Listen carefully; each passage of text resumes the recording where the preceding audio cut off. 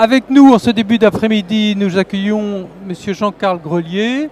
Donc Jean-Carl Grelier, vous êtes député de la Sarthe, ancien maire de La Ferté-Bernard. Vous êtes LR à l'origine, je crois, et aujourd'hui vous êtes dans la majorité présidentielle puisque vous êtes à Renaissance. Voilà. Et vous faites partie du cercle assez restreint, non pas fermé, mais restreint des spécialistes des questions de santé au Parlement. Et notamment, je dirais, depuis l'initiative que vous aviez prise en tant que maire de La Ferté-Bernard de créer un centre de santé communal en zone rurale, quoi, du fait de la démographie médicale. Voilà, alors avec nous, Nathalie Creveux, secrétaire générale de l'UPSADI, et Alexandra Duvauchel, secrétaire générale de la FEDEPSAD, qui interviendront en contrepoint, en commentaire de vos propos. Voilà. Alors, d'abord, une question un petit peu générale. La France a-t-elle, selon vous, pris suffisamment le virage ambulatoire et domiciliaire ? À l'évidence, non. À l'évidence, non, parce que c'est un chantier qui devra nous intéresser dans les années qui viennent. Et je veux dire, c'est un chantier d'avenir comme on ne le soupçonne pas. La crise du Covid, si on en tire les bonnes leçons, nous a fait la démonstration que l'idée de réunir en permanence des gens pour de l'enseignement, pour du soin et même pour certaines activités professionnelles était une idée qui pouvait être une idée dépassée. Et qu'à un moment donné, réimaginer la société dans un esprit qui est aussi celui de dire faisons attention à la dimension environnementale, à la production de carbone, etc. Tout ça peut prendre un sens absolument essentiel. Et donc, penser depuis le domicile des personnes, notre système de santé, c'est sans doute demain l'une des pistes qui est à creuser. Vous savez, aujourd'hui, on a un système qui est très centralisé autour du ministère de la Santé, autour des établissements de santé, autour des agences régionales de santé, avec une sorte de ruissellement depuis l'avenue de Ségur dans le 7e arrondissement de Paris où tout doit irriguer jusque sur les territoires. Je ne suis pas persuadé que c'est quelquefois fonctionné, mais j'ai la certitude que ça ne fonctionne plus. Et donc il faut aujourd'hui repenser la santé des Françaises et des Français depuis là où ils résident, avec leurs parents âgés, avec leurs enfants, parce que c'est en mobilisant des acteurs sur les territoires qu'on recréera une offre de santé qui pourra répondre à l'attente et à la demande de nos concitoyens. Et c'est pour ça que, pour cette raison un peu philosophique que j'évoquais au démarrage, mais qui est celle de la transformation d'une société qui est déjà à l'œuvre pour partie. Vous savez, depuis le 19e siècle, on avait l'habitude de rassembler en un même lieu tous les gens qui voulaient travailler ensemble. Mais on s'aperçoit, et on l'a vu pendant la crise Covid, notamment avec le télétravail, qu'on pouvait finalement faire fonctionner une économie avec des gens qui n'étaient pas rassemblés. On a vu pendant la crise Covid qu'on avait des endroits où on pouvait parfaitement ne pas être rassemblés pour avoir une activité d'enseignement et de formation. Eh bien, repensons dans cet esprit aussi notre système de santé. Regardez ce qui est en train de se faire actuellement, notamment sur cette réflexion sur le poids, la charge dans le budget de l'assurance maladie du transport sanitaire. La seule réponse qui est trouvée aujourd'hui par le gouvernement et derrière lui par l'administration du ministère de la Santé, c'est rassemblons plusieurs patients dans un même véhicule et puis imposons-leur de faire un même trajet avec la possibilité de varier le trajet jusqu'à 30 km. Ça veut dire qu'on va proposer à des gens de partir demain à 8 heures de chez eux, chez moi, La Ferté-Bernard, pour aller au Mans à 50 km pour une chimiothérapie qui n'aura lieu que plus tard dans la matinée, mais que comme ils sont dans le même véhicule que d'autres patients, ils vont devoir patienter. Et puis quand ils auront subi leur chimiothérapie pendant 2 heures ou 3 heures, on va leur demander de patienter encore jusqu'à ce que le véhicule soit disponible pour rentrer chez eux. Est-ce qu'on ne peut pas imaginer qu'une chimiothérapie à domicile, c'est d'abord bien meilleur pour la santé du patient, c'est bien meilleur pour son état de nervosité, et c'est au total sans doute des chances de guérison supplémentaires. Voilà. Réimaginons tous ces services à domicile et la santé offre au travers de la PSAD ou de l'UPSADI, on a une variété très large de prestations de santé à domicile qui doivent aujourd'hui être davantage valorisées. Et puis vous savez, on a une vraie crise des établissements. 85% des EHPAD sont aujourd'hui en situation déficitaire. La moitié des cliniques privées est dans le rouge. Et je ne vous parle pas de la situation dramatique du financement des établissements publics de santé. Donc, réfléchir la santé au domicile des Françaises et des Français, c'est aussi, à un moment donné, rationaliser un certain nombre de fonctionnements, de filières, d'organisations, et peut-être derrière générer des économies, même si ça ne peut pas être une finalité. Il n'en reste pas moins que le financement de notre système de santé est aujourd'hui une vraie interrogation. Alexandra Devauchel, une réaction par rapport à ça? Oui, vous avez raison. Enfin, je crois que le problème que nous avons aujourd'hui, c'est que le diagnostic est bien posé. Ça fait des années qu'on est en incantation du virage domiciliaire et du virage ambulatoire, mais sur lequel on ne se donne ni les moyens d'aller véritablement sur cette politique du aller vers, en donnant les moyens aussi au domicile pour pouvoir réaliser ces prestations, et surtout en oubliant finalement de s'appuyer sur l'ensemble des acteurs de santé de proximité que sont les prestataires de santé à domicile, qui sont très mal identifiés dans ce système de santé. Et en réalité, alors que nous pourrions faire bien davantage, monsieur le député le citait, on parle donc de la prise en charge oncologique, l'immunothérapie, la chimiothérapie. Il y a aussi les questions à se poser sur la dialyse à domicile. Il y a également toute la question en ce moment en débat à l'Assemblée nationale, si je ne m'abuse, sur la fin de vie et les soins palliatifs. Aujourd'hui, tout reste structurocentré, malgré cette volonté et cette effectivement démarche politique de dire on veut faire du domicile. Mais alors allons au bout, reconnaissons l'ensemble des acteurs qui y participent d'une part, et d'autre part, donnons-nous les moyens, parce que ça va peut-être susciter un peu d'investissement, mais surtout, comme le disait monsieur le député, générer des économies structurelles pour le système de santé.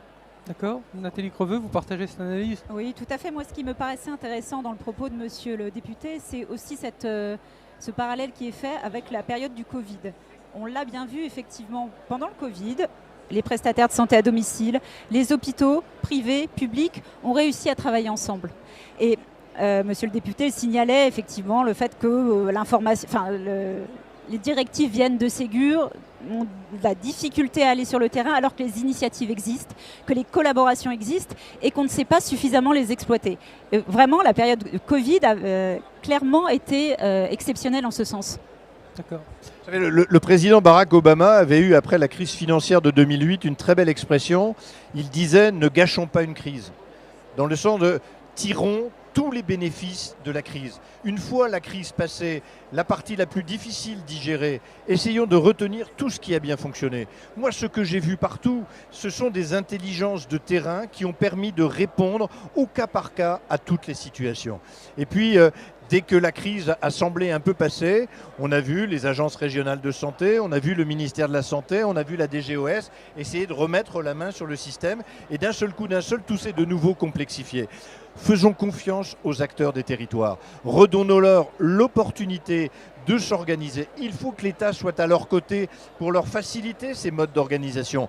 Pas faire à leur place, les accompagner, les aider. C'est presque un rôle subsidiaire que vous donnez à l'État. Mais bien sûr, ouais. Je crois que l'avenir de notre système de santé sera d'abord porté par les acteurs du monde de la santé au sens le plus large. Et vous savez, je suis porteur d'une proposition de loi de programmation en santé sur 5 ans. D'abord parce que je crois que si on n'a pas une lecture pluriannuelle qui implique nécessairement d'avoir une vision politique pour la santé, d'avoir un cap à fixer et une orientation à donner à l'ensemble des acteurs du monde de la santé, on ne parviendra pas à réformer en profondeur notre système de santé. Ça fait des années, 30 ans maintenant ou presque, que depuis les ordonnances Juppé, on enferme la santé des Françaises et des Français dans l'annualité budgétaire. 1er janvier, 31 décembre, on se moque de savoir ce qui s'est passé avant, on se moque de savoir ce qui passera après. Chaque 1er janvier est l'émergence d'un monde nouveau.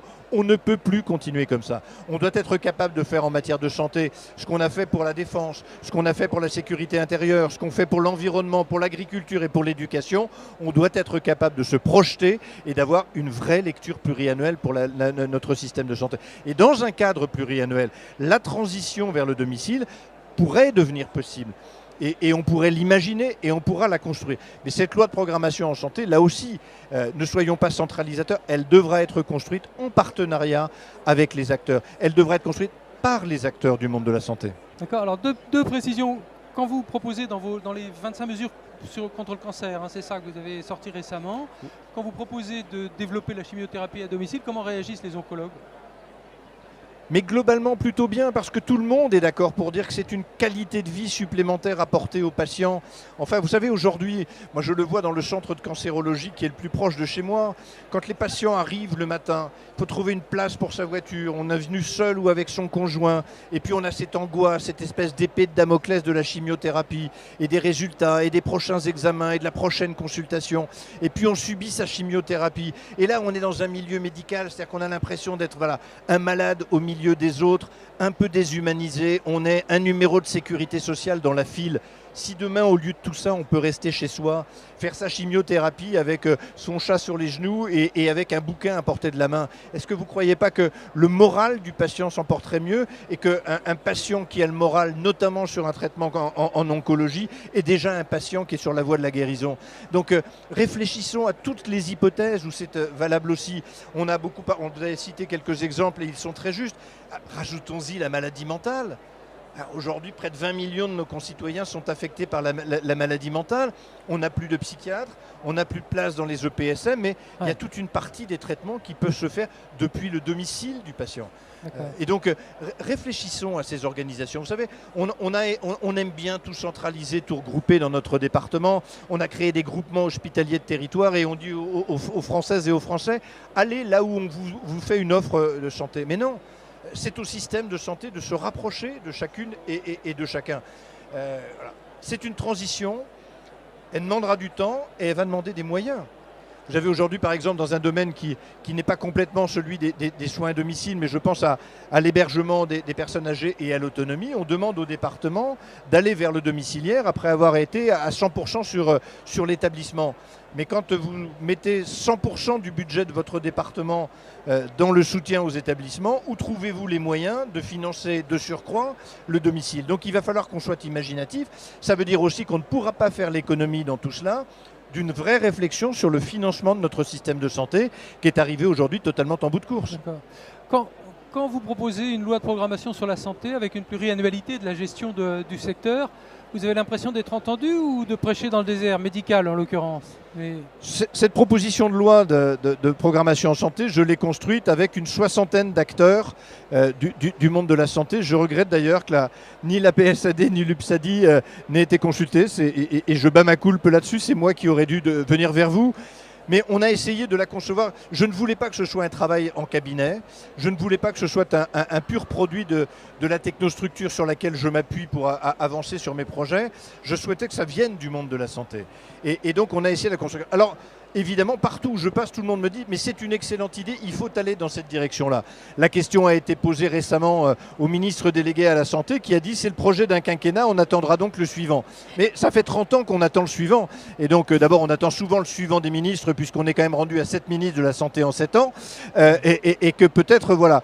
Mais qu'est-ce qui nous empêche de réfléchir dès maintenant? C'est pas parce que le quinquennat du président de la République s'achèvera avant la fin d'une loi de programmation en santé qu'il ne faut pas l'adopter dès aujourd'hui.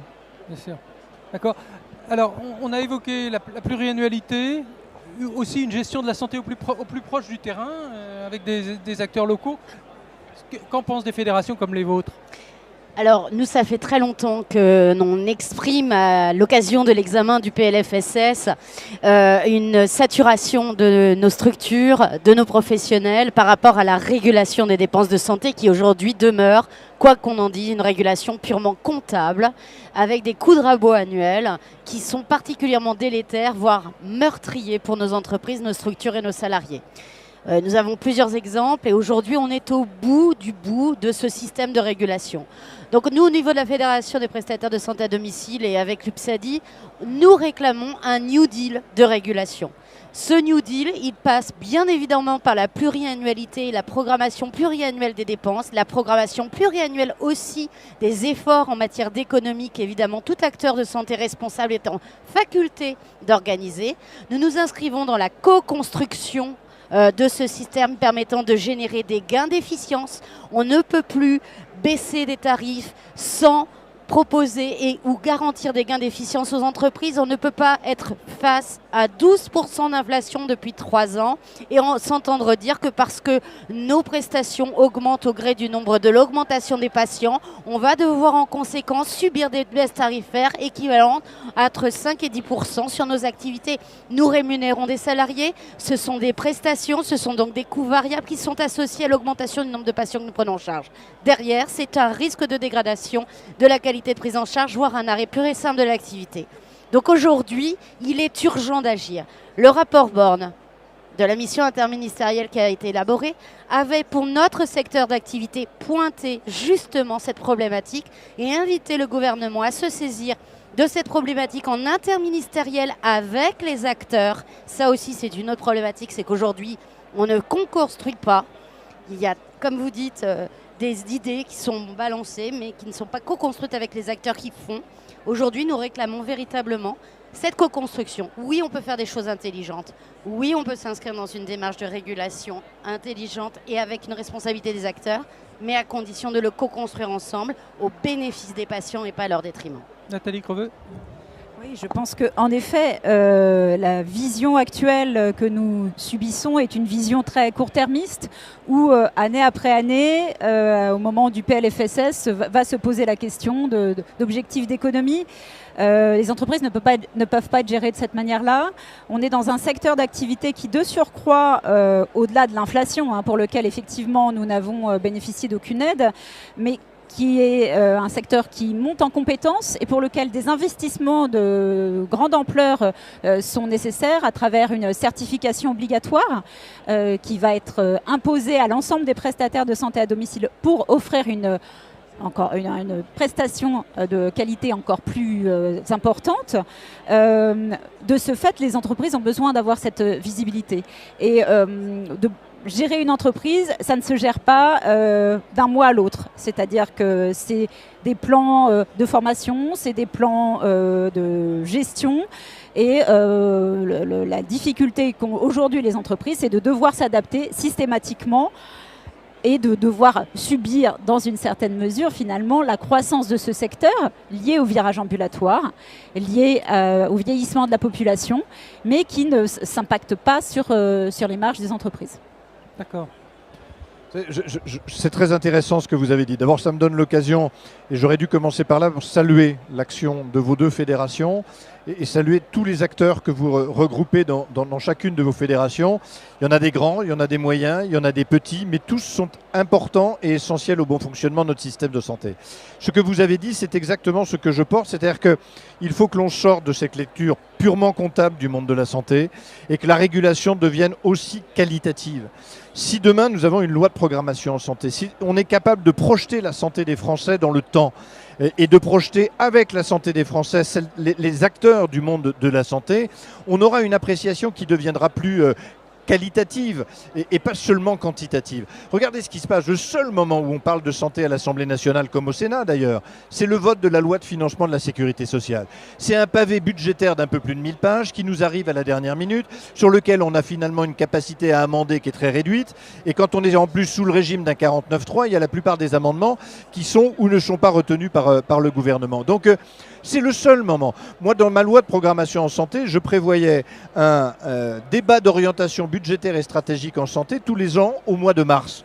Que le ministre de la Santé vienne tous les ans devant la représentation nationale nous dire voilà ce que sont mes objectifs, voilà ce qu'est mon cap, voilà ce qu'est ma vision pour les santé. En dehors du timing financier, quoi. Et on en débat. Et la loi de financement de la sécurité sociale doit redevenir ce qu'elle n'aurait jamais dû cesser d'être, c'est-à-dire la traduction budgétaire et comptable d'une vision politique. Aujourd'hui, on a la compta, mais on n'a pas la vision politique. Et c'est cruellement ce qu'il fait défaut. Et je vous rejoins, Madame la Secrétaire Générale. Comment gère-t-on une entreprise quand on gouverne à vue, quand on gouverne à coups de LFSS qui s'empilent les unes derrière les autres, sans plus de vision et surtout sans continuité dans les politiques qui sont conduites, si ce n'est que depuis 25 ans, on nous explique qu'en matière de santé, c'est toujours trop et qu'il faut des économies et encore des économies. Donc ramenons dans le débat sur la santé des éléments qualitatifs, impliquons les acteurs du monde de la santé et vous verrez que, comme le disait le général de Gaulle, l'intendance suivra. Alexandra. On a, je pense, aujourd'hui, tous le même intérêt, qui est celui de servir nos patients de manière qualitative et parfaitement adaptée et personnalisée à leurs besoins. Donc, ça suppose, dans la stratégie pluriannuelle que vous envisagez, une vision au travers du patient et de sa prise en charge.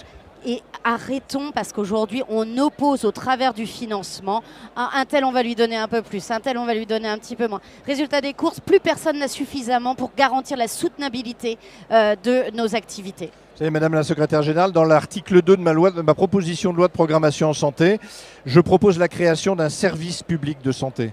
Ce service public de santé rassemblerait tous les acteurs du monde de la santé, quel que soit le statut sous lequel ils interviennent. Et l'idée, c'est pas simplement de tout rassembler dans la sphère publique, évidemment. C'est de garder la spécificité de chacun, public, privé, libéraux, la ville, l'hôpital. Mais c'est surtout que les pouvoirs publics s'imposent de traiter tous les acteurs à part égale, sur un pied d'égalité. Je ne veux plus, comme ça a été le cas cette année, ces différences tarifaires entre l'hôpital public, entre l'hospitalisation privée à but lucratif ou l'hospitalisation privée à but non lucratif. Demain, lorsque un ministre de la Santé s'adressera au monde de la santé, il devra s'adresser à une communauté d'acteurs de santé qui exercent sous des statuts différents, avec des modalités qui peuvent être différentes, mais qui se battent pour une seule et même cause, le service public de santé pour chacune et chacun des Français. En tout cas, le jour où Jean-Carl Grelier aménage Avenue Ségur, vous avez une oreille attentive. Oui, juste un petit ajout, parce qu'effectivement, on partage finalement la même vision, et il y a un point central, c'est le patient. Et finalement, on a le sentiment que dans toutes ces politiques publiques, toutes ces politiques de santé, on perd un petit peu de vue le patient. Le patient est un coût, mais devrait être placé au centre de la décision publique. Il y a de nombreuses années, l'une de nos autorités de tutelle avec laquelle nous échangions est le Comité économique des produits de santé. Il y a de nombreuses années avait été évoquée l'idée de faire participer les patients aux discussions du Comité économique des produits de santé. Pour moi, ça irait vraiment dans le bon sens, c'est-à-dire replaçons le patient, écoutons le patient, puisque finalement, comme le disait Alexandra Duvauchel, finalement, public-privé, nous travaillons tous dans un seul but, c'est la bonne prise en charge du patient. Bien sûr, vous savez, dans la loi de programmation en santé que je porte, on a prévu, alors ça n'est pas directement la réponse à votre question, mais on a prévu un vrai statut du patient formateur. Il faut que dans chaque cursus de formation de chaque soignant, il y ait l'intervention d'un patient qui est passé par là, qui a vécu, qui a subi une phase de soins et qui est capable d'en témoigner et de dire ça c'est acceptable, ça ne l'est pas, ça c'est humain, ça ne l'est pas, et qui va aider chacune et chacun à améliorer sa pratique et à lui donner cette petite part d'humanité que parfois on oublie derrière la technique. Et voilà, remettre le patient au cœur du dispositif, c'est évidemment essentiel. Quand je disais tout à l'heure, reconstruisons le système de santé depuis là où vivent les Françaises et les Français, c'est effectivement cette même logique. D'accord. Je voulais qu'on aborde aussi un autre sujet qui est celui du reste à charge zéro. Alors, Emmanuel Macron, cette majorité a pas mal innové en avançant le chantier sur le dentaire, l'optique et l'audition. On parle désormais des VPH, donc ça concerne ce secteur, hein, des véhicules pour personnes handicapées. Le gouvernement est assez discret sur ses intentions, mais il a quand même annoncé qu'il allait mettre des disponibilités financières supplémentaires.